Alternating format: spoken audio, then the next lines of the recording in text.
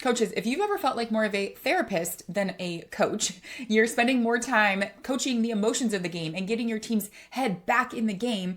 You're not alone. You probably know that mental toughness is really important to your team's success, but how do you do it? Where do you start? And where do you find the time? As a 14-year head volleyball coach myself, I've won 4 state championships and I'm a mental performance coach for athletes. And I'm here to make it a little easier for you. Today, we're going to talk about the 3 areas of mental toughness in your team, how to assess where your team stands, where the gaps are, and how to close those gaps with proven strategies that you can use even if you don't have a lot of time. So let's jump into it. The first category around mental toughness. So if you're really like assessing or auditing your team's mental strength is how they bounce back from mistakes. You already know, and you probably say to your team all the time, it's not the mistake that matters, it's how you respond. You probably also say things like, it's okay to make mistakes. You can make aggressive errors. That's what I'm looking for. So you're encouraging them to take risks, to make errors, to make mistakes, and then learn from them. And the problem is that most athletes don't know how to actually learn from them. So they'll make the mistake and then they get in their own heads, and then one mistake turns into 2, 3, 4, and then they're spiraling. And now you've got to put in like the next person on your bench, and maybe your bench is not even that deep. So you're like, oh my gosh. And then you spend the rest of the game trying to like get that player's head back in the game when you're really wasting time. You're there to coach the sport, and you're wasting all of this time trying to kind of get their head back in. So this first category really matters. This is kind of one of the things that separates good teams from great teams and good athletes from great athletes is how fast they bounce back from mistakes. And I want you to kind of think about your sport and how fast your athletes need to bounce back. So I coach volleyball, and there's about 10 to 15 seconds between rallies. So they've got to get back and in the game in less time than that. So if you coach basketball, maybe there's not a lot of time at all. Like the game keeps moving unless there's a timeout or something like that. If you coach golf, maybe they have a little more time. But I want you to think about your sport and like how long do your players have to get over a mistake? For most sports, it's not very long. And the problem is that athletes take longer than that to get back into the game. And mostly it's because they just have never been taught a way to do that. And you are already telling them, like, you're trying to kind of shift their mindset around the importance of it, but they don't actually have any skills to do it. So here are a couple of questions I want you to ask yourself to kind of assess or audit like your team's mental toughness in the area of bouncing back from mistakes. It's just yes or no in your head. Okay. Number 1, does your team bounce back quickly from mistakes without letting it affect the next play?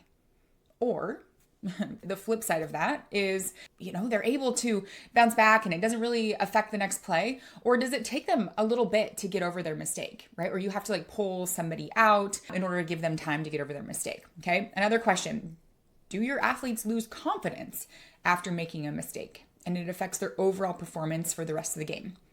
So this is where you see an athlete, like within the first little bit of the game, they've kind of decided, well, things aren't going well, so there goes the rest of the game. Okay. It's like if we start out rocky, then it's really hard to turn the ship around. Okay. Last question.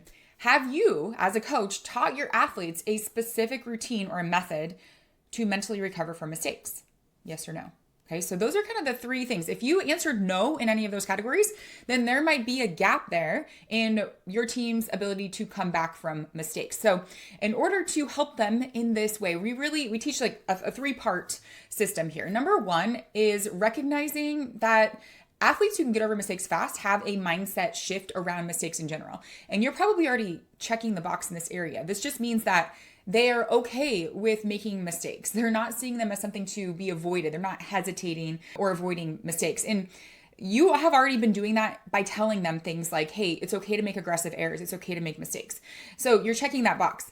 Number 2 is, though, athletes have to be aware of situations that cause them to kind of go into these spirals. So for some athletes, it's, missing a shot or hitting a ball out of bounds or missing their serve.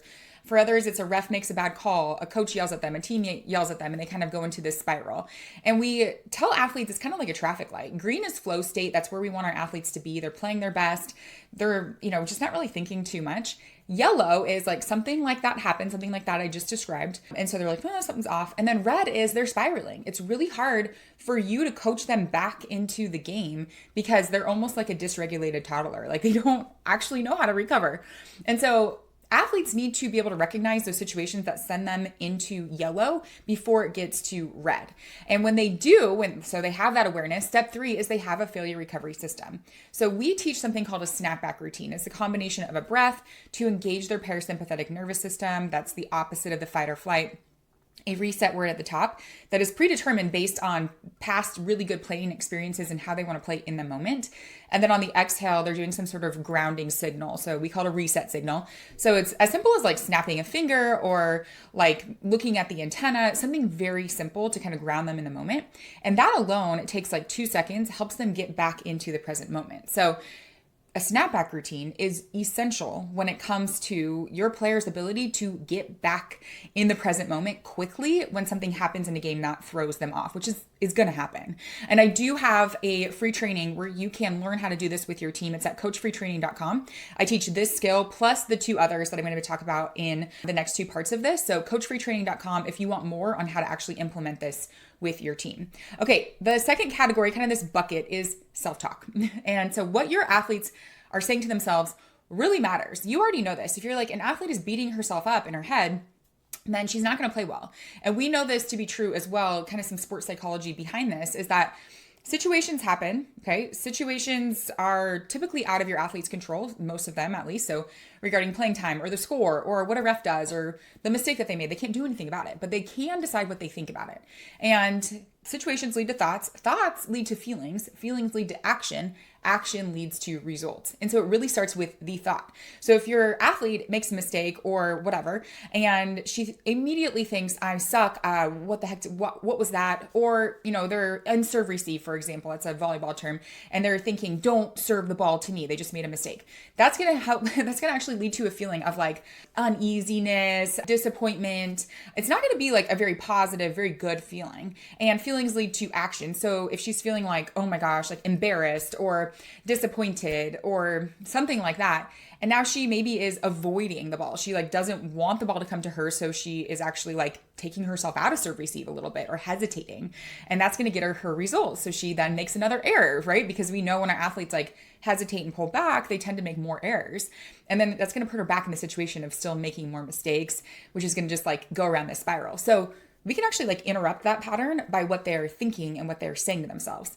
And now you don't know what they're thinking, but some of you do know some of what they think they say out loud to you. So they're probably, if you've been around your team for any amount of time, you get to know them and they start saying things like, oh, I suck, or why did I do that? And so you do get a little insight into what's going on in their brain by what they say out loud. And then you can also tell in their body language, right? If they're like slumping their shoulders or turning their back on the team, like all of those are signs that their like internal self-talk is not probably very productive. So some 3 questions that you can ask yourself to kind of audit and assess what's happening in this bucket of self-talk is this. Do your athletes tend to use negative self-talk? Things like, I can't do this, or I always mess up during games. Okay, or practices. And again, you don't know exactly what's going on in their heads, but some of them do say these things out loud. So that gives you an indication. If they're saying it out loud, they're definitely thinking it. Okay, number 2, are your athletes able to replace negative thoughts with positive affirmations or reset words in real time? Now, this might also be hard, but if it's like, I don't know because you haven't taught it, then it's probably a no. So if they don't actually know how to like turn these things around, they're not like catching themselves. They're like, oh, that was frustrating, but, and then turning it around. And number 3, kind of on you as a coach, do you regularly teach your athletes how to identify and change their negative self-talk patterns during practices or games? And so if you haven't taught this, then they're probably not doing it because they don't have the skill. Okay. And so what we do is we teach them a really simple way to always have kind of a bank of neutral thoughts that they can fall back on, or a reset word. So even just a reset word that they learn as part of their snapback routine is a really good thing to kind of like fall back on in those moments where they want to spiral and have negative self-talks, because it's like, I can always just say that word and it brings me back to neutral at least. And so we do something called a 3-2-1 brave every day at the beginning of practice. And that is athletes writing down in a journal. They come to the board after pre-practice and they write down their 3 affirmations. And so athletes actually come up with 3 affirmations that guide them through the whole season. So we do a little workshop at the beginning that helps them identify like what their goals are for the season, what their vision is, who they want to be as an athlete. And then out of that, they come up with 3 affirmations. So these are positive, first person, present tense. These aren't these like just nebulous, I am confident, I am strong, I am the best person, everybody likes me. No, these are like actually connected to what they want, like their deep desires as an athlete. And they can help just kind of, okay, I don't know how the outcome of this is going to go. I don't know what I'm going to do next play, but I do know that I am a strong, fast defender, right? Or I am positive under pressure. Just these things that they keep coming back to. The 2 in the 3, 2, and Brave is a little bit of journaling. So I give them some prompts. The 1 is one thing that they're grateful for. So we're just trying to help them focus on the good and find the good. And then another 1 in there. So it's 3, 2, 1, but there's 2 ones, is find one piece of evidence that one of your affirmations is coming true.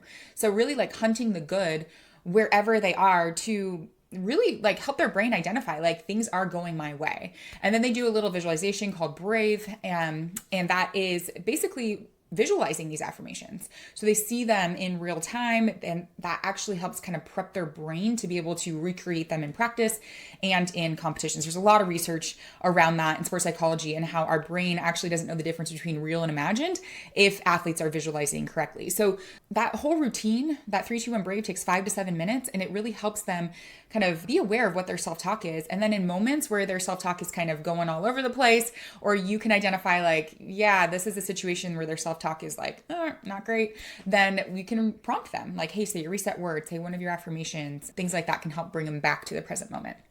Okay, the 3rd category is around pressure.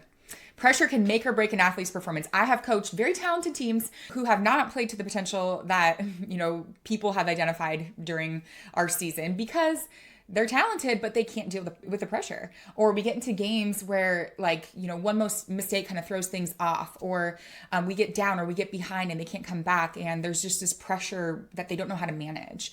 And so it's really important that athletes have skills to stay calm, stay in control of their thoughts and their actions. Like all of that, like you can have the most talented team in the world. If they can't handle the pressure, then they're never going to play to their potential. Like it just won't happen.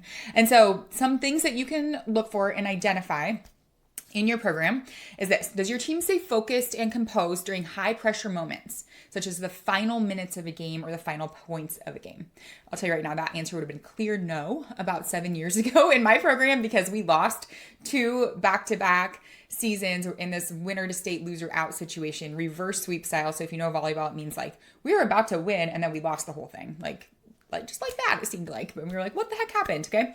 So that's on you though, as a coach, to kind of look at that on your team. I had to do some self-reflection in this area too. Do your athletes freeze, make poor decisions, or get visibly nervous when facing pressure situations? So do you notice some things come out? Do you notice tears? Do you notice, little nervous habits that are not helping your athlete? Okay. And then the 3rd question is, as a coach, have you implemented a pregame routine or visualization techniques to help your athletes mentally prepare for these high pressure situations? Or are you just crossing your fingers and hoping that it works out? Okay. And not to knock that, because that's how I spent the first half of my coaching career, is just like, we'll see how we do. We'll see what team shows up tonight. That's not coaching strategy. That's not an actual method that will help your athletes, just crossing your fingers and hoping that something good happens. Okay. And so in order to help your athletes deal with the pressure of competition, you have to help them with their pregame routine. And I mean, that sounds maybe harder than it is. The first thing that we help athletes do is identify what we call their hype number. So it's a scale of 1 to 10, how hyped they need to be in order to play their best. And this is based on the inverted U theory, their Yerkes-Dodson law, which states that as the level of arousal increases to the point where athletes play their best, then they're going to actually play to their potential. So if athletes know that they need to be at a 7 on a scale of 1 to 10, 10 is like, they need to be able to run through a brick wall. That's how hyped they need to be. Their level of performance is going to be greatest at a 7. But we know that if they go over a 7, their performance is going to decline. If they go under a 7, their performance will also decline. So it's this inverted U that is peaking at whatever their hype number is. And so athletes need to know what that is for them. And it's going to be different for all of your athletes, which is why a blanket pregame routine doesn't really work, because all of your athletes are different. So they have to know and identify what that is for them, what that feels like, and then simple things to get them there and simple ways to bring them back down if they're too hyped. So it could be visualization, could be some breath work, all of these little tiny tools that will help them pregame so that they walk out and they're prepared. And you don't have to be on this roller coaster of what team is going to show up tonight, because they've all done their pregame routine. Now, these 3 areas, if you want to go deeper, go to coachbretraining.com. That is where I break all of it down. I also talk about our plug and play elite mental game system. This is the mental training system that I use to teach mental training to my team in as little as 20 to 30 minutes a week, sometimes even less than that, to just give them these really tangible skills. And also so that you can take that off of your plate. You are not a sports psychology major, likely, okay? You're a coach and you want to get back to what you love doing, which is coaching.